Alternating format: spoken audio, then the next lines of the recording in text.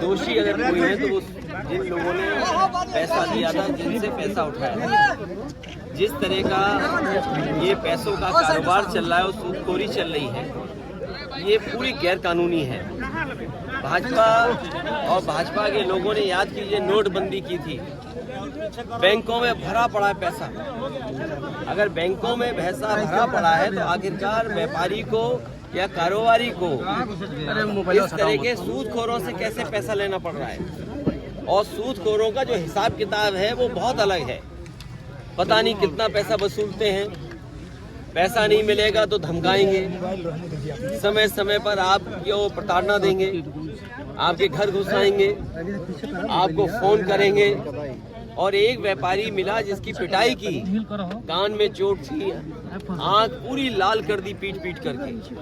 ये सूदखोरों का ऑर्गेनाइज्ड और भारतीय जनता पार्टी द्वारा चलाया हुआ ये कारोबार है।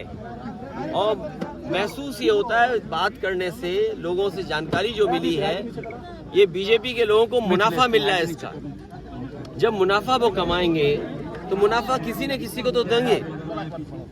उनके परिवार के लोगों की मांग थी कि पत्नी पढ़ी लिखी है, उन्हें सरकारी नौकरी मिले, सरकार 50 लाख से मदद करे, और जिनके प्रॉपर्टियों की रजिस्ट्री नहीं हुई है उन रजिस्ट्रियों को कैंसिल किया जाए।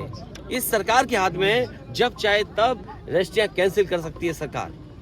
और जो दोषी हैं, भारतीय जनता पार्टी का ये बुलडोजर कम से कम जाए वहां पर और उनको भी वही सजा दे जो बुलडोजर सजा दे रहा है उत्तर प्रदेश में और लोगों को।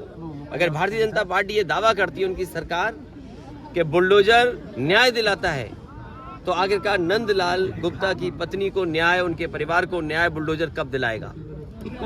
अभी तो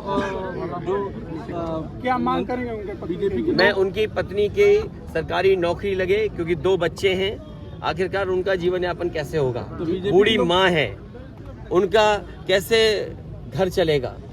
इसलिए पत्नी को सरकारी नौकरी और परिवार को 50 लाख सरकार मदद करे। सरकार जीरो टैलेंट की बात करती है, पकड़ने में 6 दिन लगा दी पार्टी का। ये सूदखोरी का कारोबार अगर इन्वेस्टर मीट में चला जाएगा तो याद रखना, ये व्यापारी एक भी पैसा उत्तर प्रदेश में नहीं लगाएगा। और मैं ये दावा करके जा रहा हूँ, बहुत ही मुश्किल होगा बलिया तक इन्वेस्टमेंट लाना। ये सदन में उठेगी बात। सदन में मैं बात केवल नंदलाल गुप्ता की बात नहीं उठाऊंगा मैं। इसी तरह पुलिस की कस्टडी में डेथ सबसे ज्यादा उत्तर प्रदेश में हुई है भाजपा की पार्टी। और कानपुर में जिस तरीके से एक व्यक्ति को मार मार करके जान ले ली, उसकी पत्नी को भी सरकारी नौकरी नहीं दी।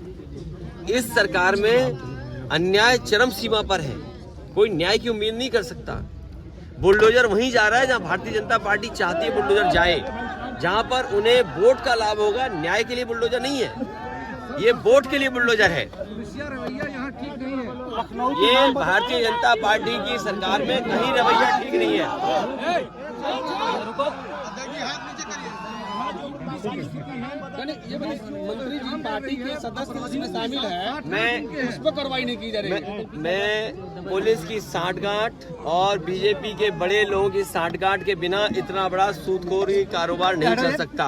और याद कीजिए, जिस समय किसानों के कर्ज माफ की बात थी, उस समय ये बात भी उठी थी कि सूदखोर जो हैं, जो पैसा बांटते हैं, आखिरकार वो कैसे वापस होगा। मैं समझता हूँ जब से उन्होंने मोबाइल, डायरी और चीज़ों को लिया है, सरकार की जानकारी में सभी कुछ होगा। अगर सीडीआर उठा लेंगे नंदलाल गुप्ता का और जो और व्यापारी हैं जिनके साथ समय समय पर उन्होंने अन्याय किया है, पीटा है, अपमानित किया है, अगर उनसे जानकारी हासिल करना चाहेगी सरकार, तो सभी सूदखोरों की पूरी जानकारी सरकार को मिल जाएगी। सत्ताधारी है ना कि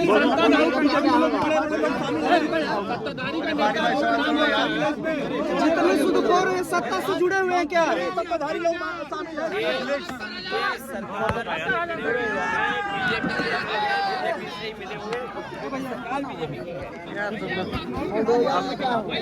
क्या ओम प्रकाश राजभर ने आपको